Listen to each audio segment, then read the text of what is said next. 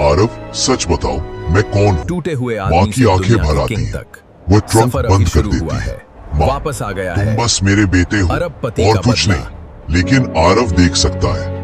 वह सच छुपा रही है। आरव अपने कॉलेज के इतिहास प्रोफेसर प्रोफ मेहरा से मिलने जाता है। प्रोफेसर सिंबल देखकर सन्न रह जाते हैं। प्रोफ मेहरा, यह तो रॉयल हाउस ऑफ राजगढ़ का शाही निशान है। यह राजघराना 20 साल पहले एक हमले में खत्म हो गया था। सिर्फ राजा और रानी मरे पाए गए। उनका छोटा बेटा गायब था। आरव, क्या वह बच्चा जिंदा हो सकता है? प्रोफेसर उसे घूरते हैं। अगर यह सिंबल तुम्हारे घर में है तो या तो तुम्हारे माता पिता का उस राजघराने से कोई संबंध था या तुम खुद उस वंश का हिस्सा हो। आरव का सिर घूमने लगता है। कितने सालों से वह जिस महल का सपना देखता है, क्या वह उसकी यादें हैं? कैफे में वापस रिया देखती है कि आरव बेचैन है। रिया, तुम ठीक तो हो? आरव, रिया, अगर मैं वो नहीं हूं जो मैं समझता हूं तो? रिया उसका हाथ पकड़ती है। रिया, मेरे लिए तुम वही हो, चाहे तुम राजकुमार हो या स्ट्रगलर। लेकिन रिया नहीं जानती कि आरव की जिंदगी अभी खतरे में आने वाली है। रात को जब आरव घर जा रहा होता है, 2 मोटरसाइकिल्स उसके बगल में रुकती है। काले कपड़े पहने आदमी उस पर हमला करते हैं। हमलावर, target confirmed, take him. Aarav भागता है, गलियों में दौड़ते हुए अपनी जान बचाता है। एक कार अचानक उसके सामने रुकती है। ड्राइवर खिड़की खोलती है। 20 साल की एक लड़की, शॉर्प लुक, ब्लैक जैकेट, कान में वायर। लड़की, आरव अंदर बैठो। आरव हिचकिचाता है। लड़की, अगर जिंदा रहना है तो बैठो। वह आरव को लेकर तेजी से निकल जाती है। कार में बैठी लड़की अपना परिचय देती है। आद्या, मेरा नाम है आद्या सिंह। मैं राजगढ़ राजघराने की सुरक्षा शाखा से हूं। आरव सन। आरव, मैं? राजघराना? ये सब पागलपन है।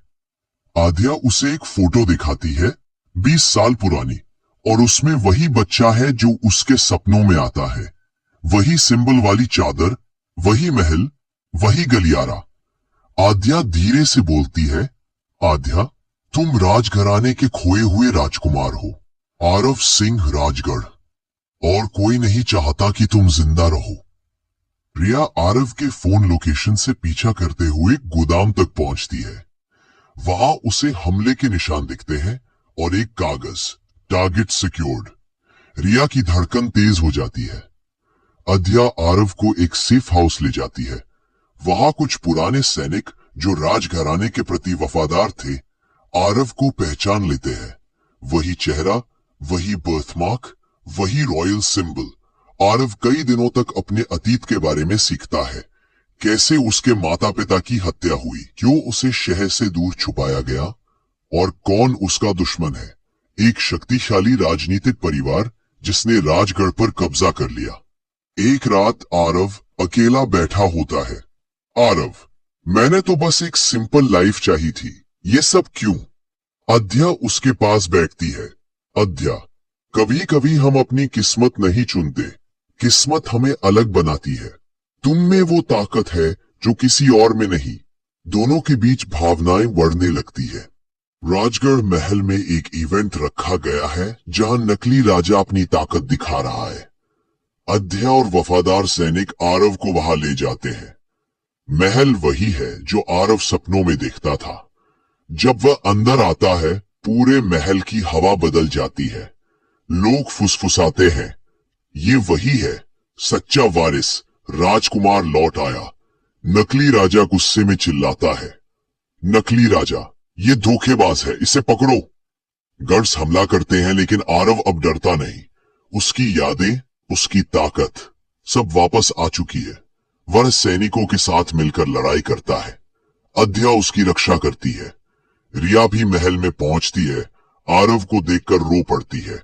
आखिर में नकली राजा पकड़ा जाता है। महल के दरबार में आरव को आधिकारिक रूप से राजगढ़ का वैध उत्तराधिकारी घोषित किया जाता है। लेकिन आरव एक शर्त रखता है। आरव, मैं राजा नहीं बनना चाहता, मुझे सत्ता नहीं चाहिए, मैं लोगों को उनकी आवाज लौटाना चाहता हूं। मैं राजगढ़ को लोकतांत्रिक तरीके से चलाऊंगा। लोग तालियां बजाते हैं। रिया, अध्या और आरव महल की छत पर खड़े हैं। रिया मुस्कुराते हुए, रिया, तो अब आप महाराज हैं? आरव हंसता है, नहीं, बस वही आरव जो मुंबई के कैफे में चाय बनाता था। अध्या धीरे से कहती है, अध्या, लेकिन अब तुम जानते हो कि तुम कौन हो। आरव आसमान की तरफ देखता है। सपनों वाला बच्चा अब मुस्कुरा रहा है। पिछले एपिसोड में आरव ने अपने बारे में एक ऐसा सच जाना जिसने उसकी दुनिया बदल दी। मुंबई का एक साधारण लड़का, असल में राजगढ़ का खोया हुआ राजकुमार। लेकिन ये तो सिर्फ शुरुआत थी, क्योंकि राजघराने की गद्दी कभी इतनी आसानी से नहीं लौटती। अगली सुबह सब कुछ सामान्य लगता है। कैफे की खटखट आवाज, रिया का हंसना, मुंबई की बारिश। आरव अपनी यूनिफॉर्म पहनकर काउंटर साफ कर रहा है, लेकिन उसके दिमाग में रात की घटनाएं घूम रही हैं। अद्या, हमलावर, पुरानी तस्वीर, सब कुछ। रिया उसकी तरफ आती है। रिया, तुमने कल रात बताया भी नहीं, कहाँ थे? मैं तो डर ही गई थी। आरव हल्की मुस्कान देता है, बस कुछ काम था। रिया शक भरी नजरों से देखती है। आरव, तुम कुछ छुपा रहे हो। आरव चुप। रिया, तुम मुझ पर भरोसा नहीं करते? आरव, भरोसा है रिया, बस ये सब तुम्हें बता दूं तो शायद तुम डर जाओ। रिया धीरे से उसका हाथ पकड़ती है। रिया, मुझे तुमसे डर नहीं लगता, सच बताओ।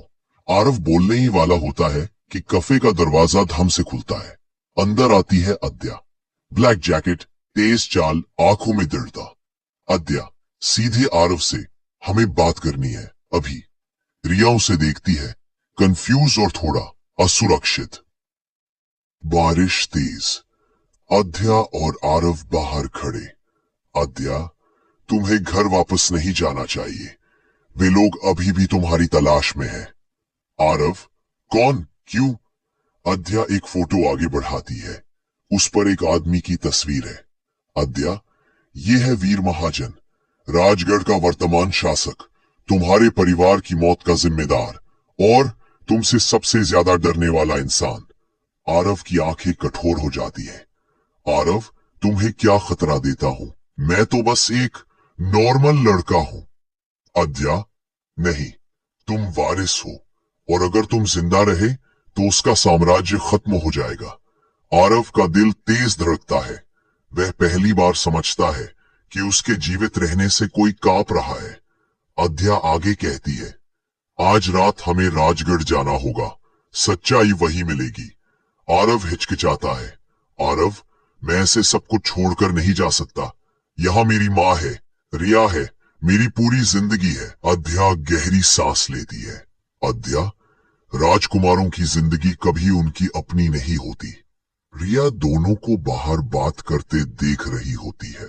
उसके चेहरे पर ईर्ष्या, डर और शक सब एक साथ। वो पीछे पीछे चल देती है। अद्या और आरव दूर जाते हैं। रिया एक खंबे के पीछे छुपकर सुनती है। अद्या, अगर तुमने देर की तो तुम्हारी और तुम्हारे करीबियों की जान खतरे में पड़ जाएगी। रिया का चेहरा सफेद पड़ जाता है। रिया सोचते हुए, आरव, कौन हो तुम? उसी वक्त काले कपड़ों में दो आदमी रिया को पीछे से पकड़ लेते हैं। रिया चिल्लाना चाहती है, लेकिन एक हाथ उसके मुंह पर। हमलावर, मैडम को मेहमान चाहिए था, इस लड़की से कुछ सवाल करने हैं। रिया की आंखें डर से फैल जाती है और उसे एक कार में धकेल दिया जाता है। रिया एक कुर्सी से बांधी हुई। अंधेरे कमरे में सिर्फ एक टेबल लैंप जल रहा है। अंदर आता है वीर महाजन का सबसे खतरनाक आदमी, कबीर। कबीर, तुम उस लड़के के काफी करीब हो, है ना? रिया कांपती है। रिया, मैं नहीं जानती। कबीर हंसता है। कबीर, एक सिंपल लड़का जिसे इतनी प्रोटेक्शन चाहिए, वो उसके सामने फोन रखता है। कबीर, उसे कॉल करो और कहो अकेला आओ। अगर उसने पुलिस को बताया तो तुम मर जाओगी। रिया की आंखों से आंसू गिरते हैं। अद्या और आरव एक पुराने सेफ हाउस में है। अध्या नक्शे और फाइलें दिखा रही है। एकदम से आरव का फोन बजता है। कॉलर रिया। वो उठाता है। आरव, रिया, कहाँ हो? सब ठीक? रिया रोते हुए, आरव प्लीज मेरी बात सुनो। मुझे नहीं पता कौन लोग हैं। कबीर, वो मुझे मार देगा। प्लीज अकेले आओ, प्लीज। आरव का खून जम जाता है। आरव, तुम बात सुनो। रिया के अकेले ऐसे बताती है। आदि अगोती, यह ट्रैप है। वो तुम्हें वहां बुलाकर मारना चाहते हैं। आरव गुस्से से भरा। आरव, ट्रैप हो या जाल, मैं जाऊंगा। रिया को कुछ नहीं होगा। अध्या उसका हाथ पकड़ती है। अध्या, आरव तुम अब अकेले नहीं हो। तुम एक राजघराने की उत्तराधिकारी हो। हम तुम्हें मरने नहीं देंगे। अध्या अपने सैनिकों को बुलाती है। ब्लैक यूनिफॉर्म, नाइट गॉगल्स, छोटी टीम, सब तैयार। अध्या एक ट्रैकर आरव पर लगाती है। अध्या, तुम अंदर जाओगे, हम बाहर से निगरानी करेंगे। सिग्नल मिला कि तुम खतरे में हो तो हम धावा बोल देंगे। आरव सिर हिलाता है। आरव, अगर रिया को चोट आई तो मैं खुद को कभी माफ नहीं करूंगा। अध्या उसके कंधे पर हाथ रखती है। अध्या, तुम अकेले नहीं हो राजकुमार। रात का अंधेरा, बारिश, एक टूटा फूटा वेयरहाउस। आरव अंदर प्रवेश करता है। कमरा खाली, सिर्फ एक कुर्सी, उस पर रिया बंधी हुई, थकी हुई, डरी हुई। आरव फुसफुसाते हुए, रिया मैं आ गया। अचानक पीछे से ताली बजाने की आवाज।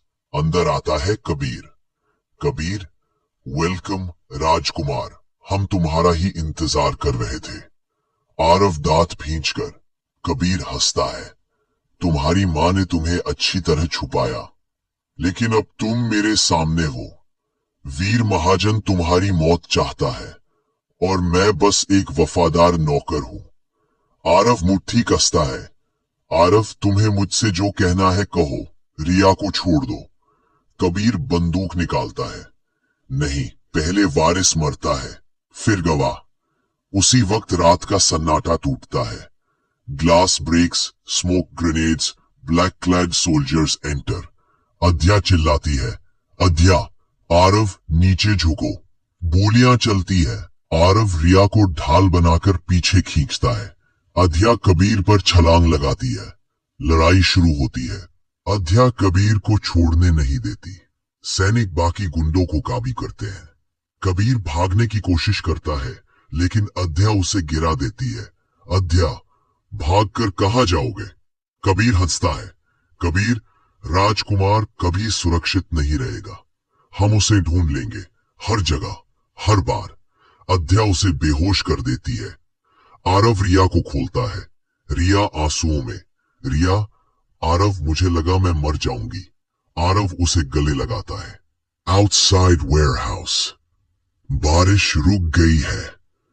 आरव अध्या को देखता है। आरव, मुझे अब समझ आ गया है, मैं भागकर नहीं बच सकता। अगर मुझे किसी को बचाना है तो मुझे अपना सच स्वीकारना होगा। अध्या धीरे धीरे मुस्कुराती है।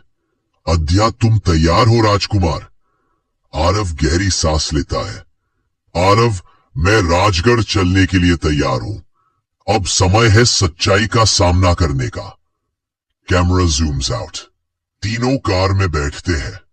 Road on the screen disappears into darkness. Rajkumar ने पहला कदम उठा लिया है, लेकिन सामने जो आने वाला है वह सिर्फ जंग नहीं, एक तूफान है। मरीन ड्राइव की ठंडी हवा में रात का अंधेरा किसी रहस्य की तरह फैला हुआ था।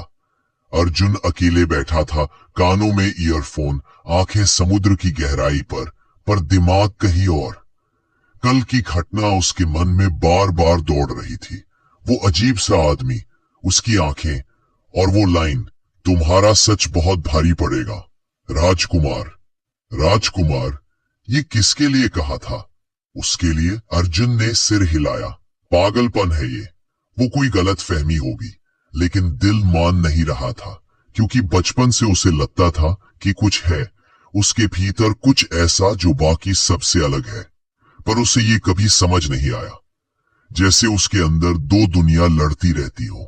पीछे किसी के कदमों की आहट हुई, धीमी लेकिन साफ। अर्जुन ने मुड़कर देखा, कोई नहीं, लेकिन वही एहसास जैसे कोई उसे देख रहा हो। उसकी रीढ़ में सिहरन दौड़ गई। वह उठकर कॉलेज की ओर चल पड़ा। कॉलेज के लॉन में माहौल हमेशा की तरह हाई क्लास था। महंगी कारें, चमकते जूते और अपने अपने ग्रुप में घिरे रिच स्टूडेंट्स। अर्जुन हमेशा की तरह अपने कोने में शांत बैठा था, बैग खोले बिना। तभी प्रिया उसके सामने बैठ गई। तुम कल लाइब्रेरी क्यों नहीं आए? अर्जुन ने हल्की मुस्कान देते हुए कहा, बस थोड़ी तबीयत खराब थी। लेकिन प्रिया ने भांप लिया कि वह झूठ बोल रहा है। तुम ठीक से सोए भी नहीं हो, है ना? उसने उसकी आंखों के नीचे पड़े हल्के काले घेरों की ओर इशारा किया। अर्जुन छेप गया। पता नहीं क्यों, लेकिन उससे प्रिया की चिंता अच्छी लगी, बहुत अच्छी। चलो आज काफी पीते हैं, वह बोली। पहले मैं तुम्हें एक चीज दिखाना चाहती हूँ। कमरा खाली था। हल्की धूप लकड़ी के फर्श पर फैल रही थी। प्रिया ने एक सफेद कपड़ा हटाया। अंदर एक पेंटिंग, और पेंटिंग में अर्जुन। लेकिन वो ऐसा अर्जुन नहीं था जिसे वो रोज देखता था। उसमें एक लड़का था जिसके पीछे एक धुंधला सा राजसी महल उभर रहा था। उसके सिर के ऊपर एक बहुत हल्की, लगभग अदृश्य किरणों वाली मुकुट छाया। अर्जुन ने सांस रोक ली। ये तुमने बनाया? हाँ, प्रिया बोली। जब भी मैं तुम्हें देखती हूँ, मुझे तुम्हारे चेहरे पर पता नहीं कुछ प्राचीन सा महसूस होता है, जैसे तुम किसी कहानी से निकले हो। या उसने हंसकर बात हल्की करने की कोशिश की, या शायद मैं ही ज्यादा सोचती हूँ। पर अर्जुन की धड़कन तेज हो गई थी। ये सब सिर्फ कोइंसिडेंस नहीं हो सकता। बत्ती झपकती है। अंदर ठंडी हवा का झोंका आता है। अर्जुन ने तुरंत मुड़कर दरवाजे की ओर देखा। एक परछाई, काली लंबी, दरवाजे की चौखट पर खड़ी थी। वही परछाई जो पिछली रात उसे देख रही थी। पहली बार उसने बात की। समय आ चुका है राजकुमार, अब तुम अपने अतीत से नहीं बच सकते। अर्जुन आगे बढ़कर बोला, तुम कौन हो, क्या चाहते हो? परछाई धीरे धीरे बोली, सिर्फ तुम्हें बचाने आया हूं, इससे पहले कि वो लोग तुम्हें ढूंढ ले। प्रिया डर से अर्जुन की तरफ सट गई। अर्जुन, ये कौन है? परछाई ने कहा, वह जिसे तुम अर्जुन कहते हो, उसका असली नाम कभी दुनिया में बोलना मत। और तुम, लड़की, तुमने जो देखा है उसे किसी को मत बताना। प्रिया कांप गई, और जैसे ही वह आगे बोलती, कमरे का कांच जोर से फटता है। परछाई चीख कर कूदती है और एक पल में गायब हो जाती है। प्रिया रोते हुए बोली, ये सब क्या था? अर्जुन, ये लोग तुम्हारे पीछे क्यों है? तुम कौन हो सच में? अर्जुन के पास जवाब नहीं था।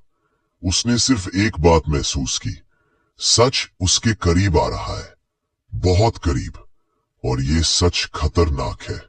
प्रिया रोते हुए बोली, ये सब क्या था? अर्जुन, ये लोग तुम्हारे पीछे क्यों है? तुम कौन हो सच में? अर्जुन के पास जवाब नहीं था। उसने सिर्फ एक बात महसूस की, सच उसके करीब आ रहा है, बहुत करीब, और ये सच खतरनाक है। अंधेरा धीरे धीरे कॉलेज के आर्ट स्टूडियो से बाहर फैल रहा था, जैसे रात ने अपनी सीमा बढ़ा दी हो। कांच के फटने की आवाज अभी भी प्रिया के कानों में गूंज रही थी। अर्जुन खड़ा था, चुप, ठंडा, जैसे उसकी आत्मा कहीं और जाकर जम गई हो। प्रिया उसके करीब आई, उसकी आवाज कांप रही थी। अर्जुन, तुम ठीक हो? अर्जुन ने कुछ देर तक जवाब नहीं दिया। सारी घटना उसके दिमाग में रिवाइंड हो रही थी। परछाई की आवाज, राजकुमार शब्द, प्रिया की बनाई पेंटिंग, अचानक टूटा कांच। यह सब किसी इंसान की जिंदगी में एक दिन में नहीं होना चाहिए, कम से कम सामान्य इंसान की तो नहीं। वह धीमी सांस लेते हुए बोला, मैं ठीक हूं, शायद। प्रिया ने उसका हाथ पकड़ लिया। नहीं, तुम ठीक नहीं हो। तुम्हारे साथ यह सब क्यों हो रहा है? वो आदमी कौन था? उसने तुम्हें राजकुमार क्यों कहा? अर्जुन ने उसकी आंखों में देखा। उसकी आंखों में डर था, लेकिन साथ में कुछ और भी गहरी। वह पहली बार उसे इतना करीब महसूस कर रहा था। मैं नहीं जानता, अर्जुन बोला, लेकिन ये पहली बार नहीं है कि किसी ने ऐसा कुछ कहा हो। प्रिया चौंक। अर्जुन ने लंबी सांस ली। बचपन में अजीब घटनाएं होती थीं। जैसे वह रुक गया। उसे खुद विश्वास नहीं था कि वह ये बातें किसी से कह रहा है। जैसे, प्रिया आगे झुककर बोली, जैसे मैं किसी भीड़ में भी किसी के आने की आहट सुन सकता था। मुझे हमेशा लगता था कि कोई मुझे कहीं से देख रहा है। और वह 2 सेकंड चुप रहा। कुछ बार मुझे सपना आता था जहां एक बड़ा सा महल होता था और वहां कोई मुझे देख रहा होता था। एक छाया, वो कहती थी, राजकुमार वापस आओ। प्रिया ने धीरे से कहा, तुमने कभी इस पर बात क्यों नहीं की? अर्जुन मुस्कुराया, कड़वी मुस्कान। क्योंकि लोग मुझे पागल समझते। प्रिया उसके और पास आई। मैं नहीं, उसने धीरे से कहा। उन दोनों के बीच एक पल के लिए गहरा सन्नाटा छा गया। एक ऐसा सन्नाटा जिसमें कुछ अनकही भावनाएं तैर रही थीं। लेकिन यह पल ज्यादा देर नहीं टिकता, क्योंकि बाहर कॉरिडोर में किसी की परछाई फिर से हिली। अर्जुन तुरंत अलर्ट हो गया। प्रिया ने देखा कि कैसे उसकी बॉडी एकदम टाइट हो गई, जैसे वह एक ट्रेन फाइटर हो, किसी भी पल कुछ भी करने को तैयार। प्रिया, डूंग। कॉरिडोर की दूसरी खिड़की का शीशा हिल गया। अर्जुन दौड़कर बाहर निकला। लंबा सुनसान कॉरिडोर, हल्की हवा और दूर दूर कहीं कदमों की बहुत धीमी आवाज। वो दौड़ता गया, मोड़ पर जाकर रुका। कुछ नहीं। फिर टप टप टप। कमरे नंबर 108 के बाहर एक छोटी सी कागज की चिट्ठी हवा में फड़फड़ा रही थी। अर्जुन ने उसे उठाया। साफ काले अक्षरों में लिखा था, हम तुम्हारे करीब हैं, भागना बंद करो। अर्जुन का दिल तेज धड़कने लगा।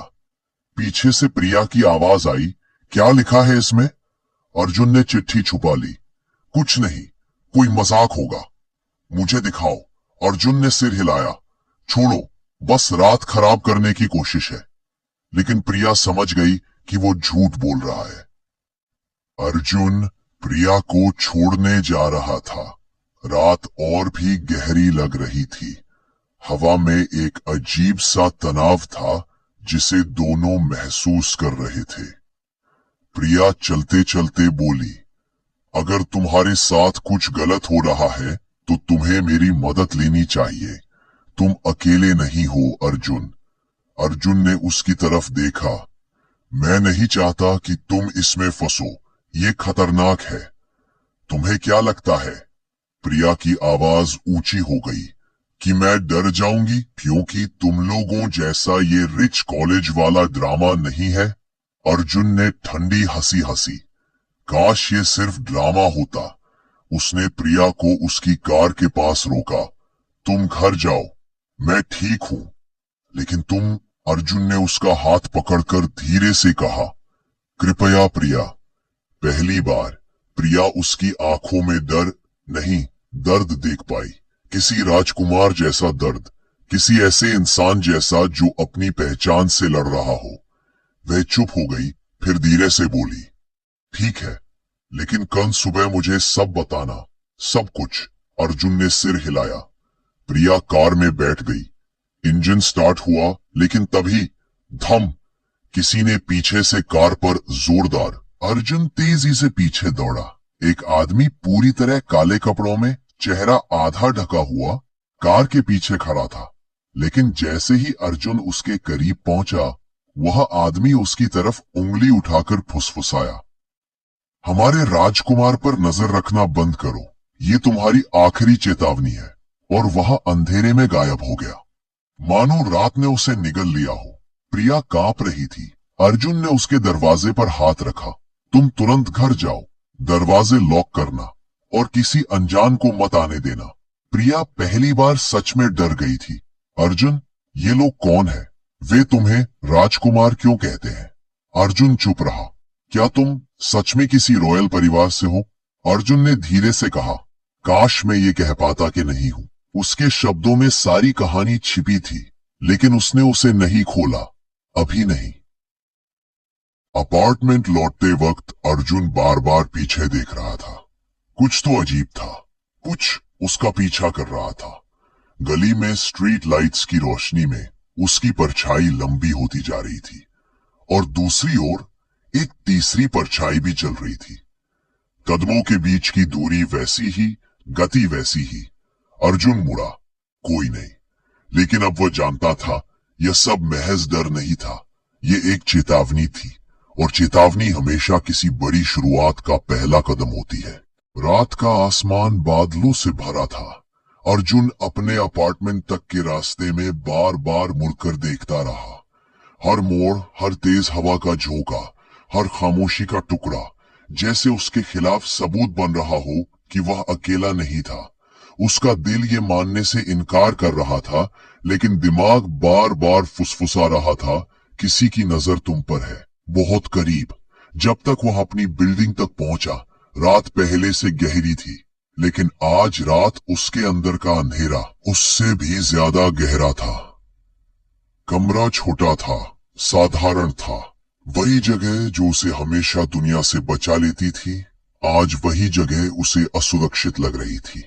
वह अंदर गया, दरवाजा बंद किया और तुरंत खिड़की की तरफ गया। नीची सड़क पर कोई खड़ा था, एक लंबी स्थिर परछाई। अर्जुन का दिल एक पल के लिए रुक सा गया। वह परछाई उसे देख रही थी। वह जितना डर गया था, उससे कहीं ज्यादा वह गुस्से में भर गया। तुम कौन हो? उसने खिड़की से चीख कर कहा। परछाई हल्की सी हिली और फिर धीरे, बहुत धीरे पीछे हटकर अंधेरे में चली गई। अर्जुन ने गहरी सांस ली। उसे पता था ये पीछा अब कोई मामूली पीछा नहीं था, ये हंट था, और वो हंट उसी के लिए था। दिमाग में हजार सवाल थे, लेकिन एक जवाब उसे शायद इस डायरी में मिल सकता था, जिसे वह सालों से नहीं खोल पाया था। ये डायरी उसकी माँ की थी, जिसे उसने अर्जुन को 10 साल की उम्र में दिया था। उसकी माँ की मौत अचानक हुई थी, बिल्कुल रहस्यमयी, बिना किसी चेतावनी के। और उसके बाद अर्जुन को कोई नहीं मिला जो उसकी असलियत समझता। उसने डायरी खोली।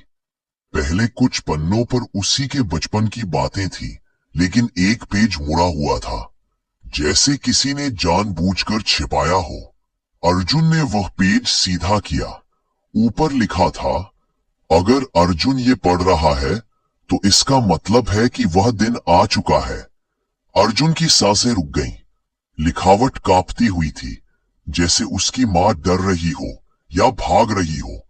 उसने आगे पढ़ा, तुम्हें यह जानना जरूरी है कि तुम कोई साधारण बच्चा नहीं हो। तुम्हारे खून में एक ऐसी विरासत है जिसने कई राजवंशों को जन्म दिया और कई राजवंशों को खत्म किया। अर्जुन का दिल धड़क उठा। विरासत, राजवंश, तुम्हारी पहचान अब सिर्फ तुम्हारी नहीं है बेटा। बहुत लोग तुम्हें खोज रहे हैं, कुछ तुम्हारी रक्षा के लिए। ओ, उसके हाथ कांपने लगे। अगर तुम ये पढ़ रहे हो तो शायद मैं अब तुम्हारे साथ नहीं हूं, लेकिन याद रखना, तुम्हारे अंदर जो शक्ति है वह सिर्फ तुम्हारी नहीं है, वह एक पूरा इतिहास है जो तुम्हारे नाम से जुड़ा है।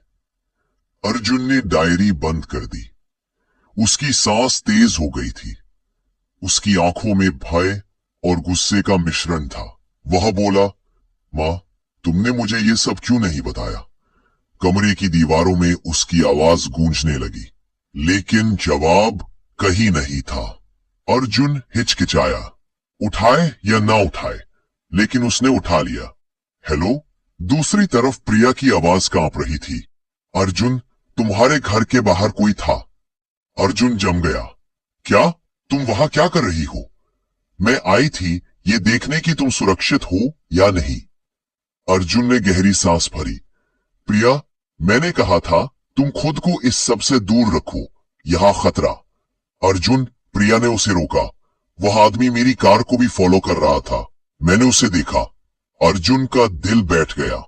अब ये सिर्फ उसकी लड़ाई नहीं थी, अब ये उसके आसपास के लोगों की लड़ाई बन चुकी थी। ठीक है, अर्जुन बोला, वहीं रुको, मैं नीचे आ रहा हूं। उसकी चाल तेज थी, शरीर में एक अजीब सा तनाव था, जैसे उसके अंदर कोई पुराना योद्धा जाग रहा हो। नीचे पहुंचते ही उसने देखा प्रिया उसकी बाइक के पास खड़ी थी, घबराई हुई, कांपती हुई। वह उसके पास भाग कर आया। तुम ठीक हो? प्रिया ने सिर हिलाया। हाँ, लेकिन अर्जुन, वो आदमी, उसने सिर्फ धमकाया नहीं, उसने कहा कि अगर मैं तुम्हारे करीब आई तो। अर्जुन ने तुरंत उसका हाथ पकड़ लिया। बस, तुम्हें अब कोई कुछ नहीं कहेगा। उसकी आवाज इतनी तेज थी कि प्रिया भी चौंक गई। उस पल अर्जुन की आंखों में कुछ ऐसा था जो माना जैसा था, और उससे ज्यादा कुछ और भी। एक शक्ति, एक आग, एक विरासत। दो परछाइयां धीरे धीरे आगे बढ़ रही थीं, काले कपड़े, चेहरे ढके हुए। अर्जुन आगे बढ़ा। कौन हो तुम लोग? एक ने धीरे से कहा। अंत में तुमने सवाल पूछा। राजकुमार, बधाई। अर्जुन की मुट्ठी भींच गई। मुझे राजकुमार मत कहो, मेरा नाम। दूसरे आदमी ने उसकी बात काट दी। नाम मत लो, वह नाम कई मौतों का कारण बन चुका है। अर्जुन आगे आया। मेरा नाम क्या बोल रहे हो? और मैं किसी से नहीं डरता।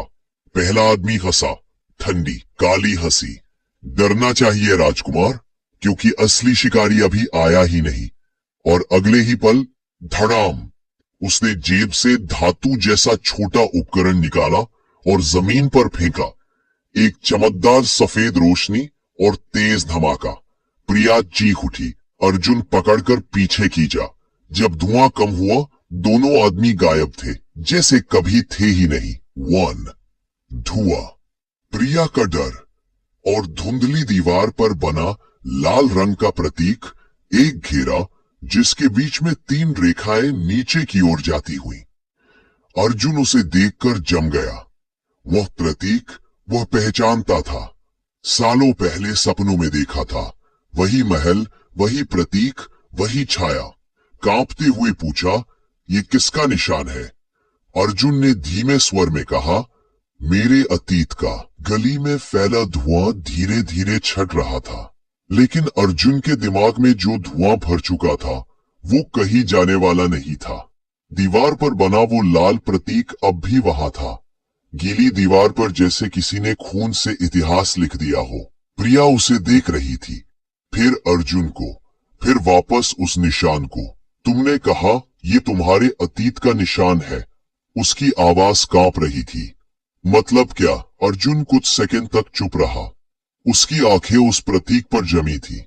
फिर उसने कहा, मतलब ये कोई सड़क का गुंडा नहीं है, ये एक संगठन है। प्रिया का दिल बैठ गया। संगठन? किस तरह का संगठन? अर्जुन ने धीरे से कहा, ऐसा संगठन जो राजाओं को बनाता है और उन्हें मिटाता भी है। उसी पल अर्जुन के सिर में तेज दर्द उठा। गली गायब हो गई। प्रिया की आवाज दूर चली गई। वह फिर वही था, एक विशाल महल, लाल पत्थर की दीवारें, ऊंचे खंभे, और वही प्रतीक, दीवारों, झंडों, फर्श, हर जगह। एक बच्चा, छोटा अर्जुन, सफेद कपड़ों में। एक आदमी घुटनों पर बैठा हुआ, उसके सामने तलवार रखे। राजकुमार, याद रखना, वह आदमी कहता है, अगर ये निशान कभी दिखे तो समझ लेना, या तो तुम्हें बचाया जाएगा या तुम्हें मार दिया जाएगा। बच्चा डर से पीछे हटता है। तभी आग, चीखें, धुआं और एक आवाज, बहुत भारी, बहुत ठंडी, राजवंश खत्म होना चाहिए। अर्जुन! प्रिया ने उसे झकझोरा। अर्जुन हाफ रहा था, उसका चेहरा पीला पड़ चुका था। क्या हुआ? प्रिया ने उसका चेहरा पकड़ लिया। अर्जुन ने धीरे से कहा, यह सपना नहीं था, ये याद है। प्रिया की आंखें फैल गईं। तुम्हारा मतलब? मेरा मतलब, अर्जुन बोला, मेरी जिंदगी उस रात खत्म हो गई थी, और जो बचा वो किसी तरह बचाया गया था। प्रिया कुछ नहीं बोली, वह सिर्फ उसे देखती रही, डर से नहीं, बल्कि उस सच्चाई से जो उसके सामने खड़ी थी। गली के बाहर एक काली एसयूवी आकर रुकी। अर्जुन तुरंत चौकन्ना हो गया। उसने प्रिया को पीछे खींचा। कार का दरवाजा खुला और बाहर आई आद्या। ब्लैक जैकेट, कान में कम्युनिकेशन डिवाइस, आंखों में वही पुराना फोकस। तुम दोनों ठीक हो? उसने तेजी से पूछा। अर्जुन ने सिर हिलाया। वो लोग आए थे। आद्या की नजर दीवार पर पड़ी। उसका चेहरा एकदम सख्त हो गया। यह निशान। वह बुदबुदाई तो उन्होंने खुद को दिखाना शुरू कर दिया। प्रिया चौंक गई। आप कौन है? आद्या ने उसकी तरफ देखा, फिर अर्जुन की ओर। अब छुपाने का कोई फायदा नहीं। आद्या बोली, अगर वह इसके साथ है तो उसे सच जानना होगा। कुछ ही देर में तीनों शहर से बाहर एक पुराने इंडस्ट्रियल इलाके में पहुंच चुके थे। लोहे का गेट, कोड लॉक, कैमरे। अंदर एक साफ सादा लेकिन हाई सिक्योर कमरा। प्रिया चारों ओर देख रही थी। ये जगह सेफ हाउस, आद्या बोली, जहां राजकुमारों को छुपाया जाता है। अर्जुन ने गहरी सांस ली। आद्या ने एक टैबलेट ऑन किया। स्क्रीन पर एक पुरानी तस्वीर आई। एक राजसी परिवार, राजा, रानी और बीच में एक छोटा बच्चा। प्रिया की सांस अटक गई। ये तो अर्जुन है। आद्या ने सिर हिलाया। पूरा नाम अर्जुन वीर सिंह राठौड़, राजगढ़ का एकमात्र उत्तराधिकारी। कमरे में सन्नाटा छा गया। प्रिया की आंखों से आंसू बहने लगे। तो ये सब सच है? वह फुसफुसाई। अर्जुन की आवाज भारी थी। और वो निशान। आद्या ने स्क्रीन बदली। वही लाल प्रतीक, घेरा, 3 रेखाएं। इन्हें कहते हैं त्रिकाल। प्रिया ने पूछा, मतलब भूत, वर्तमान और भविष्य? आद्या बोली, यह एक गुप्त संगठन है, सदियों से मौजूद। राजाओं की किस्मत तय करता है। अर्जुन की आंखों में गुस्सा उभर आया। हाँ, क्योंकि तुम्हारे पिता ने उन्हें नकार दिया था। उन्होंने राजगढ़ को उनके नियंत्रण में देने से इनकार कर दिया। अर्जुन की मुट्ठियां कांप रही थीं। आद्या ने अगली फाइल खोली। त्रिकाल ने तुम्हें मरा हुआ घोषित कर दिया था, वह बोली, लेकिन अब तुम उनके रडार पर वापस आ चुके हो। प्रिया ने डरते हुए पूछा, मतलब अब क्या होगा? आद्या सीधे अर्जुन की आंखों में देखती है। अब वे 2 ही रास्ते अपनाते हैं। या तो तुम्हें अपना राजा बनाएंगे या तुम्हें सार्वजनिक रूप से खत्म करेंगे। कमरे में सन्नाटा। अर्जुन ने गहरी सांस ली। और मैं? उसने पूछा। मेरे पास कोई विकल्प है? आद्या ने एक पल सोचा, फिर कहा, हाँ, लेकिन वह सबसे खतरनाक रास्ता है। कौन सा? आद्या ने गंभीर स्वर में कहा, तुम्हें खुद राजा बनना होगा। उनकी शर्तों पर नहीं, अपनी शर्तों पर। प्रिया की आंखों में डर के साथ साथ एक अजीब सी चमक थी। अर्जुन चुप था, लेकिन उसके अंदर कुछ जाग चुका था। वह लड़का जो भाग रहा था, अब खड़ा हो रहा था। सेफ हाउस की दीवारें शांत थीं, लेकिन उस कमरे के अंदर इतिहास करवट बदल रहा था। अर्जुन खड़ा था, सीधा, शांत, पर उसकी आंखों में अब डर नहीं था। वहां निर्णय था। अगर मैं राजा बनूं, अर्जुन ने धीमी लेकिन ठोस आवाज में कहा, तो किसी गुप्त संगठन की कठपुतली बनकर नहीं, मैं अपने लोगों के लिए खड़ा होऊंगा। आद्या ने उसे ध्यान से देखा। उसकी आंखों में पहली बार सिर्फ सुरक्षा नहीं, सम्मान था। तभी तुम सच में राजकुमार कहलाओगे, आद्या बोली। प्रिया चुप थी। वह अर्जुन को देख रही थी जैसे पहली बार देख रही हो। अचानक beep beep beep, safe house की लाल बत्तियां जल उठी। आद्या तुरंत हरकत में आई। वे हमें ट्रैक कर चुके हैं। कितना वक्त है? अर्जुन ने पूछा। 3 मिनट, आद्या बोली। शायद उससे भी कम। प्रिया घबरा गई। हम क्या करेंगे? अर्जुन ने उसकी ओर देखा। उसका हाथ पकड़ा।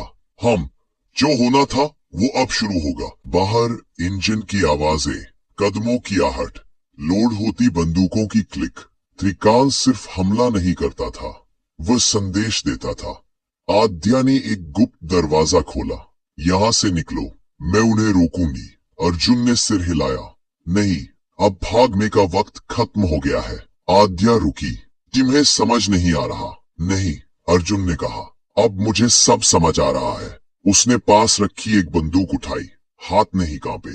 प्रिया की सांस अटक गई। अर्जुन, उसने उसकी ओर देखा, मुस्कुराया, बहुत हल्की, बहुत सच्ची मुस्कान। मुझ पर भरोसा है? प्रिया की आंखों से आंसू बह निकले। उसने सिर हिला दिया। पहला दरवाजा टूटा। धुआं, गोलियां, चीखें। आद्या ने सामने आते ही 2 लोगों को गिरा दिया। अर्जुन ने कवर लिया। उसका दिमाग तेज चल रहा था, जैसे यह सब उसने पहले किया हो। एक आदमी सामने आया और चेहरे पर वही लाल निशान टैटू। उसने अर्जुन को देखा और ठिठक गया। तो तुम जिंदा हो? वह हंसा। राजकुमार। अर्जुन ने ट्रिगर दबाया। बैंग। वह आदमी गिर पड़ा। प्रिया कांप रही थी, लेकिन वह भागी नहीं। एक गोली जो अर्जुन की ओर आ रही थी, आद्या बीच में कूद गई। थड। वह जमीन पर गिर पड़ी। आद्या! अर्जुन चीखा। वह उसके पास झुका। खून, बहुत सारा खून। आद्या ने उसकी कलाई पकड़ी। याद रखना, उसकी आवाज कमजोर थी। राजा वही होता है जो अपने लिए नहीं, अपने लोगों के लिए जीता है। उसकी आंखें बंद हो गई। प्रिया रो पड़ी। अर्जुन कुछ सेकंड तक बिल्कुल शांत रहा। फिर वह खड़ा हुआ और उस पल कुछ बदल गया। अर्जुन ने बाहर कदम रखा। त्रिकाल के बचे हुए लोग उसे देखकर रुक गए। उसकी आंखों में आग थी। मेरी बात सुनो, अर्जुन की आवाज गूंजी। तुम मुझे मार सकते हो, लेकिन कहानी यही खत्म नहीं होगी। एक आदमी आगे आया। तुम अकेले हो? अर्जुन मुस्कुराया। नहीं, अब मैं अपने नाम के साथ खड़ा हूं। पीछे पुलिस सायरन की आवाज। त्रिकाल के लोग पीछे हटने लगे। एक ने जाते जाते कहा, खेल शुरू हो चुका है महाराज। सूरज उग रहा था। सेफ हाउस खामोश था। आद्या का शरीर सफेद चादर में लिपटा था। अर्जुन उसके सामने खड़ा था, सिर झुका हुआ। मैं वादा करता हूं, उसने कहा, तुम्हारी मौत बेकार नहीं जाएगी। प्रिया उसके पास आई, उसका हाथ पकड़ा। जो भी रास्ता हो, वह बोली, मैं तुम्हारे साथ हूं। अर्जुन ने उसे देखा। यह रास्ता आसान नहीं होगा। राजाओं का रास्ता कभी आसान होता है? प्रिया ने हल्की मुस्कान के साथ कहा। दूर कहीं एक अंधेरे कमरे में 3 लोग बैठे थे। दीवार पर वही लाल प्रतीक। बीच में बैठा आदमी बोला, राजकुमार जाग चुका है। दूसरा हंसा, तो अब राजा को गिराने की तैयारी करो। तीसरे ने स्क्रीन पर अर्जुन की तस्वीर देखी। सीजन 1 अब शुरू हुआ है। सूरज निकल चुका था, लेकिन मुंबई की सड़कों पर अंधेरा अब भी था। सेफ हाउस के बाहर पुलिस की गाड़ियां खड़ी थी। लाल नीली बत्तियां घूम रही थी। लोग सवाल पूछ रहे थे, पर किसी के पास जवाब नहीं था। अर्जुन चुपचाप खड़ा था। आद्या की मौत के बाद उसके भीतर कुछ टूट नहीं रहा था, बल्कि कठोर हो रहा था। प्रिया उसके पास थी, बिना कुछ बोले, बस मौजूद। कभी कभी साथ होना सबसे बड़ा सहारा होता है। टीवी स्क्रीन पर ब्रेकिंग न्यूज चल रही थी। मुंबई के बाहरी इलाके में हथियारबंद हमला, अज्ञात लोगों की तलाश जारी।